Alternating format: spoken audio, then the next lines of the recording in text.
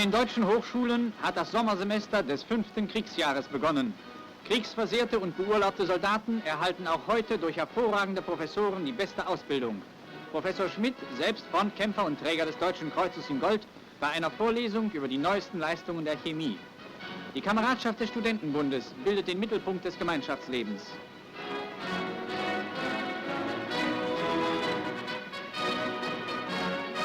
Diskussion über Fragen der Weltpolitik.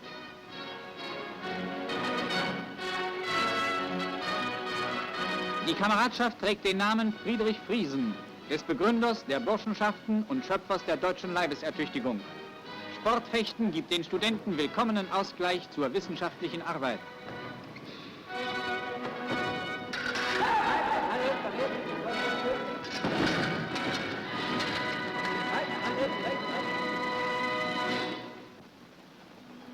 Der deutsche Kunstreiter José Moser beim Morgentraining in einem Pariser Park. Hohe Schule mit dem prachtvollen Schimmelhengst Sultan.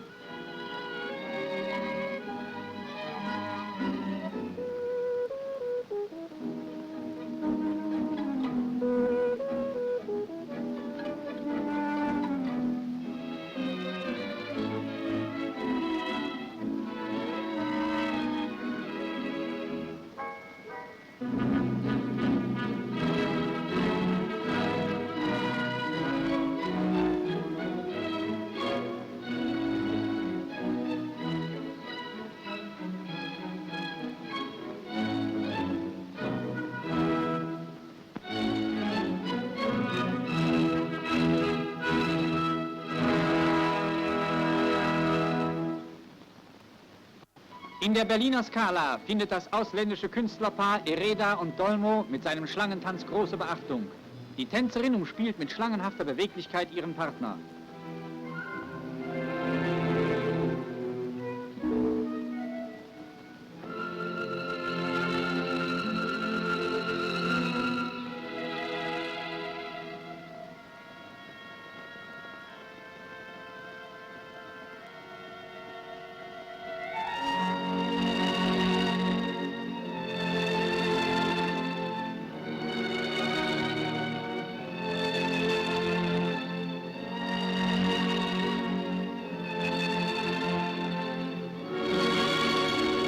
Mit der Darstellung des Kampfes zwischen Mensch und Schlange endet diese eigenartige Darbietung.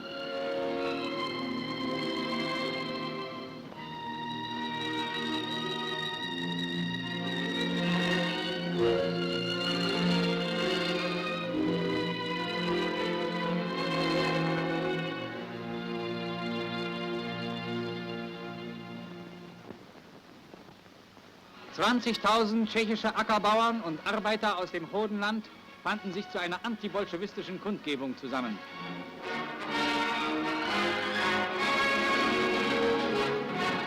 Ugo Toscani, der Vertreter des öffentlichen Aufklärungsdienstes, begründet in seiner Rede die Haltung des tschechischen Menschen gegenüber dem Bolschewismus. Der schaffende Tscheche lehnt es ab, ein Sklave fremder Willkür zu werden. Diese Bauern und Arbeiter wissen aus eigener Erfahrung, wer hinter dem Bolschewismus steckt. Der Jude. Wo es in der Welt um Profit und Macht geht, da tritt er rücksichtslos in Erscheinung. In Moskau empfingen diese würdigen Vertreter der jüdischen Rasse Kulturpreise, die sie sich wie überall geschickt in die Hände spielten.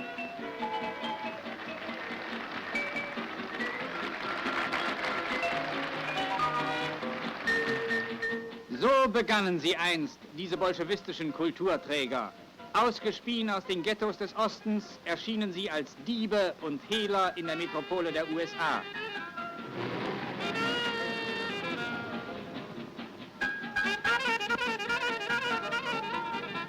Kaftan und Pajeslocken sind abgelegt. So getarnt kann er jetzt seine schmutzigen Finger in alle üblen Geschäfte stecken. Der eigene Laden ist schnell zusammengegaunert.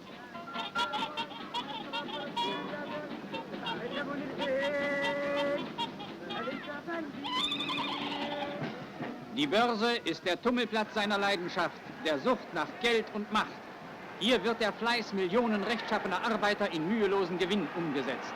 Das ist die Welt, für die sie kämpfen und die sie auch in Deutschland wieder einführen wollen.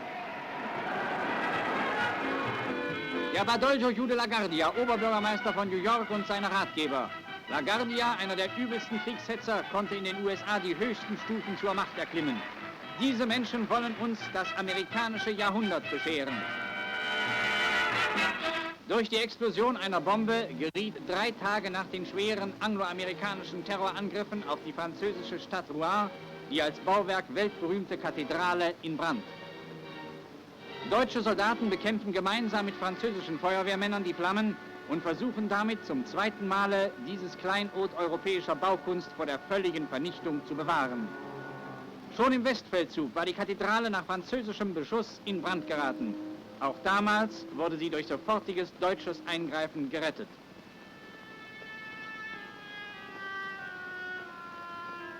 Blick auf die durch den angloamerikanischen Terrorangriff schwer getroffene Stadt.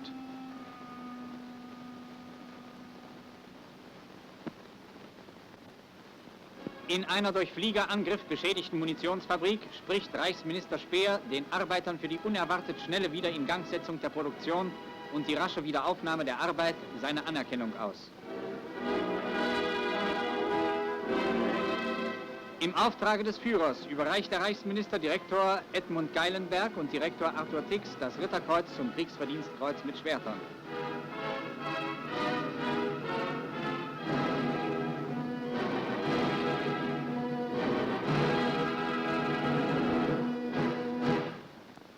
Bei den schweren Abwehrkämpfen an der Ostfront hat sich die Flakartillerie im Erdkampf wieder besonders bewährt. Generalleutnant Reimann überreicht 2 der tapfersten seines Flakkorps das Ritterkreuz. Oberleutnant Quest und Obergefreiter Pirhofer.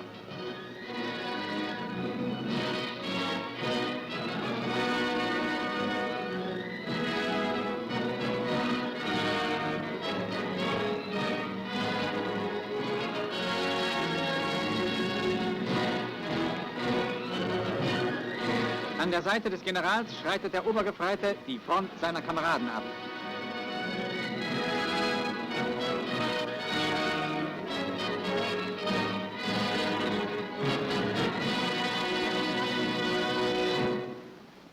Beim Bau neuer Unterstände an der Ostfront. Bäume werden gefällt und fertigungsgerecht zugeschnitten.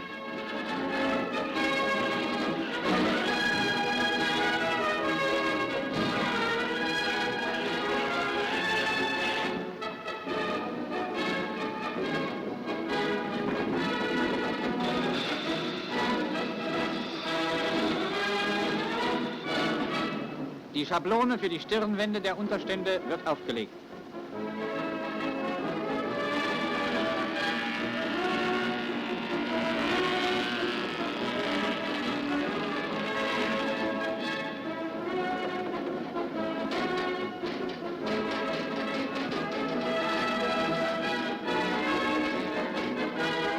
Der transportable Unterstand ist fertig und wird in die vorgesehene Stellung gebracht.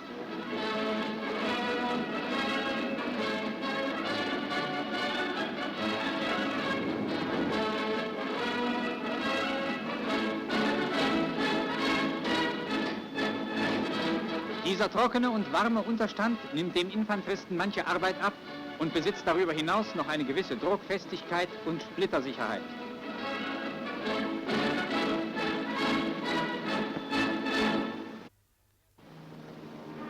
Der Kampf in Italien. Blick von den Höhen der Albaner Berge über das Hauptkampfgelände der Schlacht um Rom. Tag und Nacht hämmert von beiden Seiten die Artillerie. Durch den Masseneinsatz von Bombern allein wird es unseren Gegnern möglich, langsam Gelände zu gewinnen.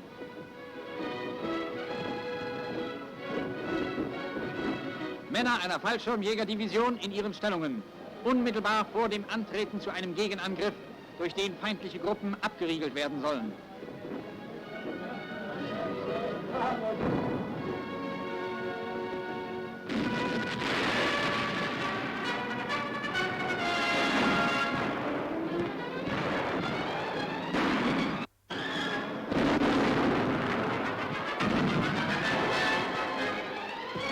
Unter dem Feuerschutz der Hornissen arbeiten sich die Fallschirmjäger und Infanteristen an den Feind heran. Artillerie greift ein.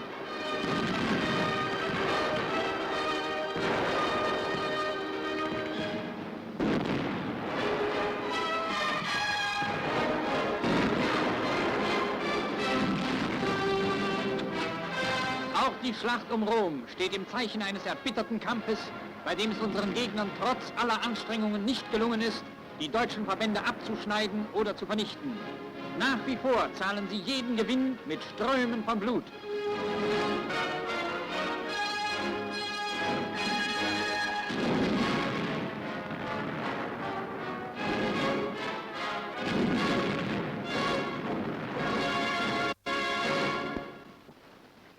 Trotz des gesteigerten Luftterrors der Angloamerikaner wurden von der heldenhaft angreifenden deutschen Abwehr über dem Reichsgebiet und über den Fronten im Monat Mai 1839 Flugzeuge, darunter 1026 viermotorige Bomber vernichtet.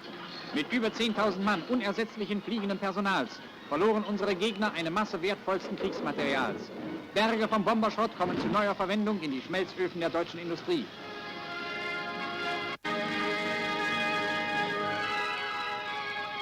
Dur-Aluminium in Barren gegossen. Die Vielzahl an Flugzeugen, mit denen Deutschland überrollt und unsere Abwehr endgültig ausgeschaltet werden soll, haben weder Führung noch Truppe den alten, bewährten Angriffsgeist zu nehmen vermocht. Der General der Jagdflieger, Generalmajor Galland, Oberst Trautloff und Oberst Streib bei einer Besprechung mit dem Konstrukteur Professor Tank.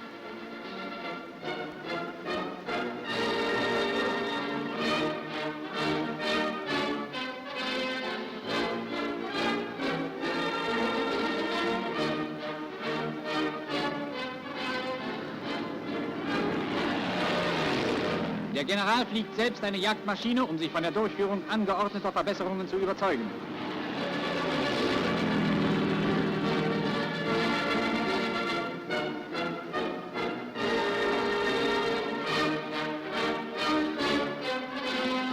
Besprechung der Geschwaderkommodore und Gruppenkommandeure über neue Abwehrmaßnahmen im Gefechtsstand des Generals der Jagdflieger.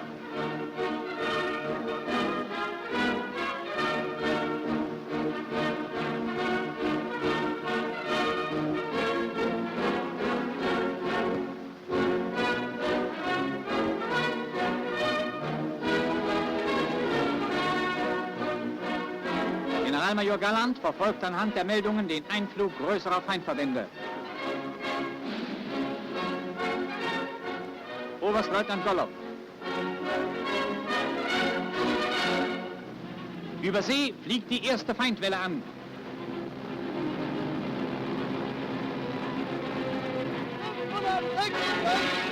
Marineflak nimmt das Feuer auf.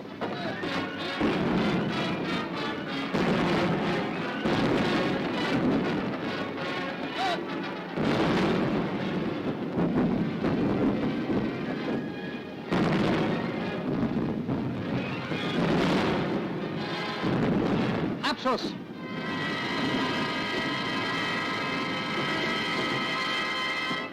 Der von Jagdverbänden geschützte Bomberpulk kommt näher. Unsere Jagd- und Zerstörerverbände unmittelbar vor dem Start.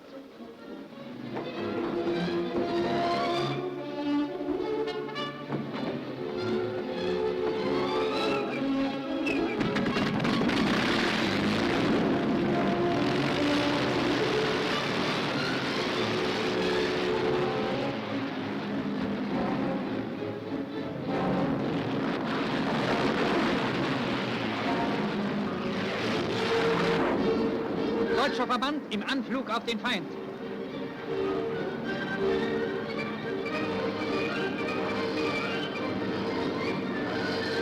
Die Luftschlacht beginnt.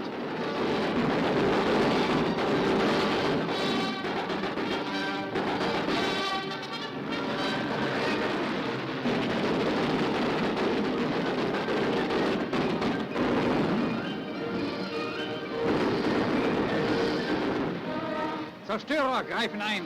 Der Himmel ist vom Blitzen explodierender Flakgranaten, vom Leuchten der Geschossspuren und von den Bränden der angeschossenen Maschinen durchzogen.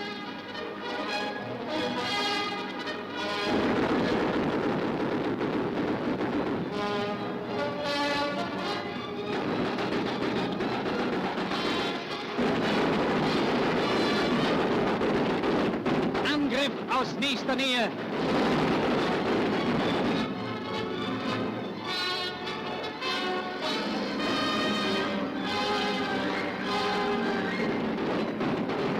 Motor in Flammen.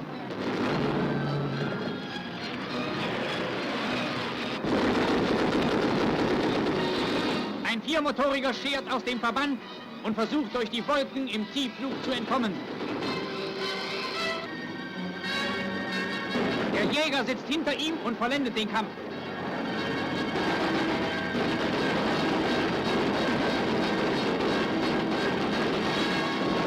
Bomben fallen im Notruf.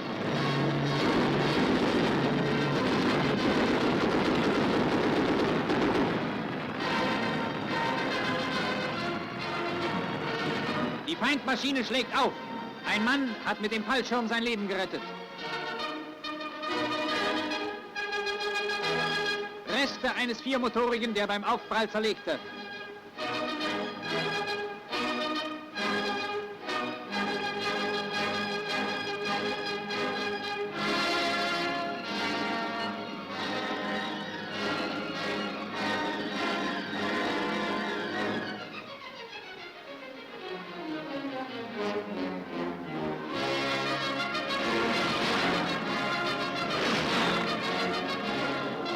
Die Freude über den Luftsieg lässt sie immer wieder vergessen, wie nahe in jedem Treffen auf ihnen der Tod ist.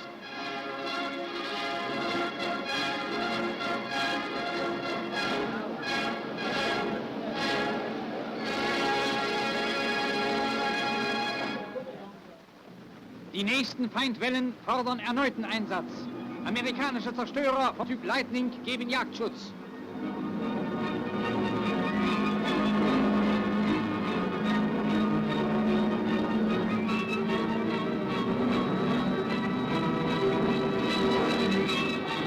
Deutsche Jäger haben den Jagdschutz durchbrochen und stürzen sich auf die Viermotorigen.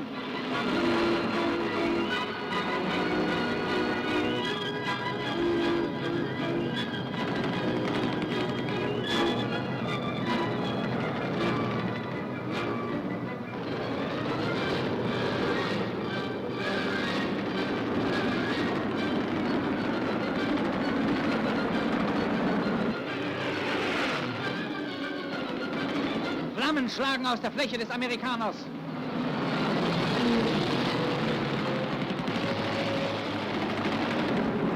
Feindlicher Jäger. In einer wilden Kurbelei ist es einem Deutschen gelungen, hinter ihm in Schussposition zu kommen. Im Sturzflug geht der Amerikaner weg. Nach einer wilden Jagd dicht über der Erde zieht er plötzlich, immer noch von den Deutschen verfolgt, aus dem Tiefflug wieder durch die Wolken.